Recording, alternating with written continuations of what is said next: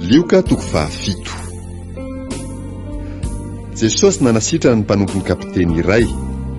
Lioka toko fahafito andininy voalohany ka hatramin'ny 10. Ary rehefa vitan'i Jesosy teo anatrehan'ny olona izany toriteniny rehetra izany, dia nankany Kapernaoma izy.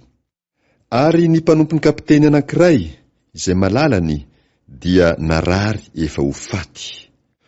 Koa raha nahareny amin'ny Jesosy ilay kapiteny, dia naniraka loholon'ny jiosy ankeo aminy hangataka azy mba ho avy ka hahasitrana ny mpanompony. Ary rehefa tonga teo amin'ny Jesosy ireo, dia nangataka mafy taminy ka nanao hoe, mendrika ny anaovanao izany izy, satria tia ny firenentsika izy, sady izy no efa nanao ny sinagoga ho antsika.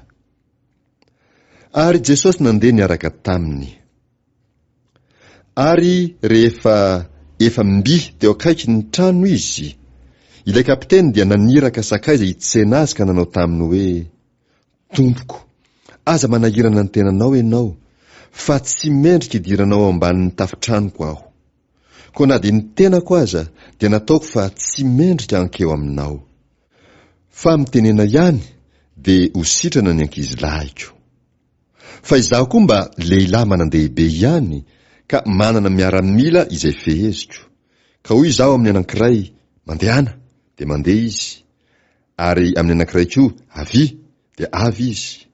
Ary amin'ny mpanompoko, ataovy izao, dia manao izy. Ary noho nahare izany Jesosy dia gaga taminy. Ary dia nitodika izy ka nanao tamin'ny vahoaka izay nanaraka azy hoe, lazaiko aminareo, fa tsy mbola nahita finoana lehibe toy izany aho, na dia tamin'ny Israely aza. Ary noho nitafaverina tao an-trano ireo irak'ireo, dia hitany fa sitrana ilay mpanompo.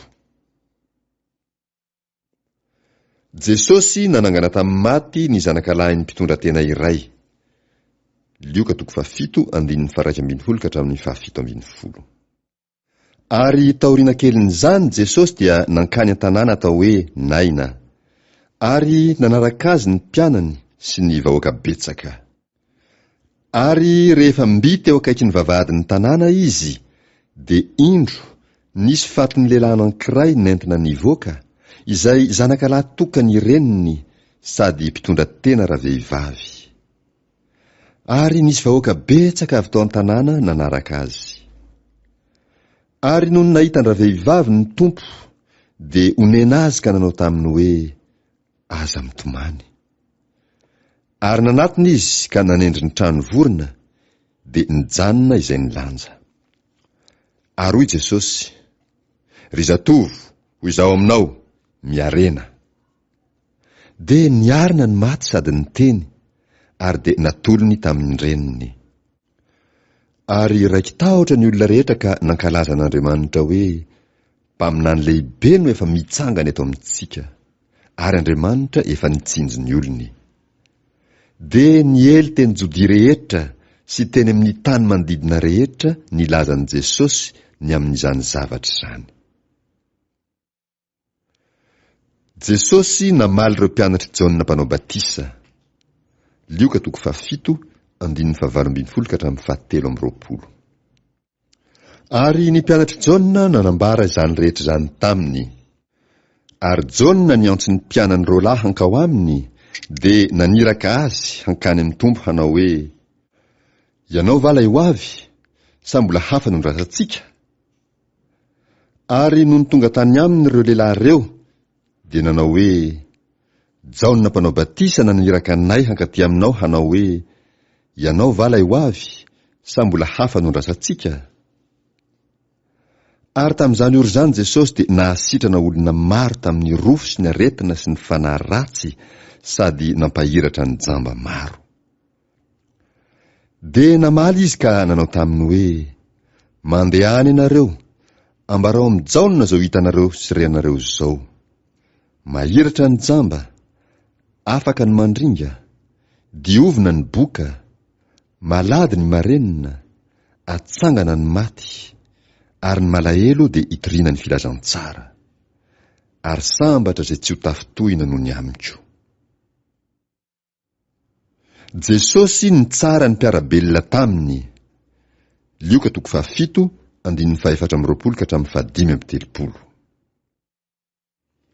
Ary rehefa lasa ny iraky Jaona, dia nilazany Jaona tamin'ny vahoaka Jesosy ka nanao hoe: iza inona no nalehanareo tany anefitra? Volotara nozongozon'ny rivotra va? Sa iza inona no nalehanareo? Olona mitafy lamba soa va? Indro ny mitafy lamba soa sy mihinana zava-pi dia ao an-tranon'ny mpanjaka. Sa iza inona no nalehanareo tany? Mpaminany va? Eny, hoy izaho aminareo, sady mihoatra lavitra noho ny mpaminany izy. Fa izy ilay voasoratra hoe: indro izaho maniraka ny irako hialohanao, izay hamboatra ny lalanao eo alohanao. Malakia 3:1.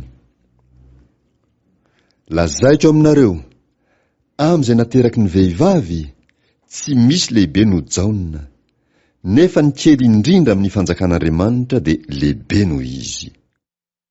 Ary ny vahoaka rehetra sy ny mpamory rehetra raha nandre, dia nanamarina n'Andriamanitra sady natao batisa tamin'ny batisan'ny Jaona izy.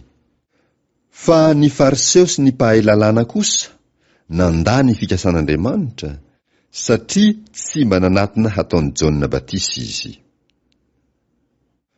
Tahaka ny inona ary no hanoarako ny olona amin'ity taranaka ity? Tahaka ny inona moa izy? Tahaka ny ankizy madinika mipetraka eny an-tsena izy, izay mifampiantso hoe: efa nitsoka sodina taminareo zahay, nefa tsy nandia ianareo. Efa nanao feo fisaonana zahay, nefa tsy nitomany ianareo.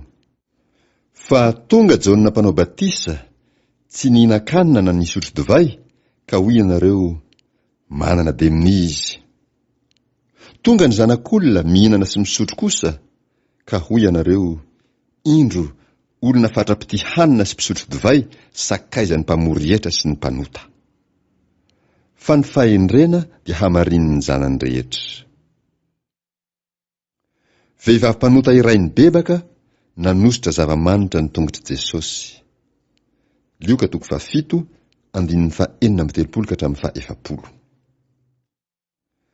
Ary ny fariseo anankiray nanasan'i Jesosy hiara-mihinana aminy. Ary dia niditra tao an-tranon'ilay fariseo izy ka nipetraka nihinana. Ary indro nisy vehivavy mpanota tao an-tanàna, ka rehefa fantany fa Jesosy nipetraka nihinana tao an-tranon'ilay fariseo, dia nitondra tavoara alabastara feno menaka manitra izy. Ary nijanona teo ivoho ny tanilan'ny tongony izy ka nitomany.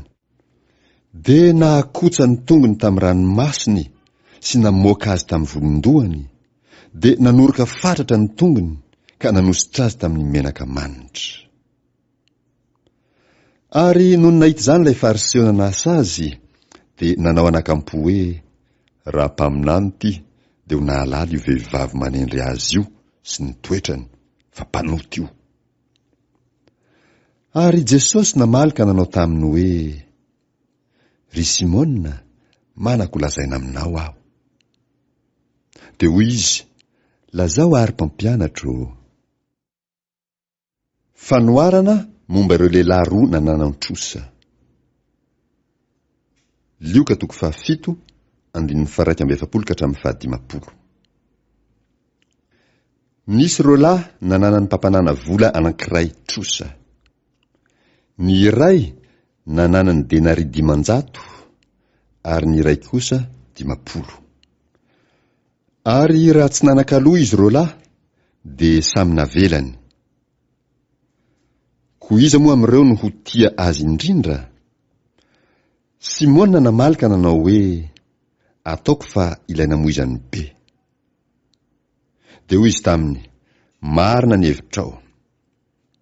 Ary Jesosy nitodika nijerandra vehivavy ka nanao tamin'ny Simona hoe: hitanao va io vehivavy io? Niditra teto an-tranonao aho, nefa tsy mba nanome rano anasana ny tongotro ianao, fa izy kosa nahakotsa ny tongotro tamin'ny ranomasiny, dia namoaka azy tamin'ny volondohany. Tsy mba nanoroka ahy akory ianao, fa izy hatr'izay nidirako dia tsy mbola nitsahatra nanoroka fatratra ny tongotro.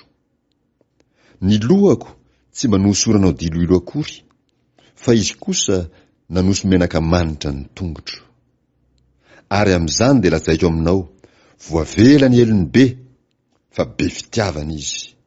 Fa izay voavela tamin'ny kely dia kely fitiavana. Dia hoy izy tamin'ny ravehivavy, voavela ny elokao. Ary izay niara-nipetraka nihinana teo aminy dia niresaka hoe, iza moa ity no mba mamela eloka? Ary hoy izy tamin'ny ravehivavy, ny finoanao efa namonjy anao, mandehana soma tsara.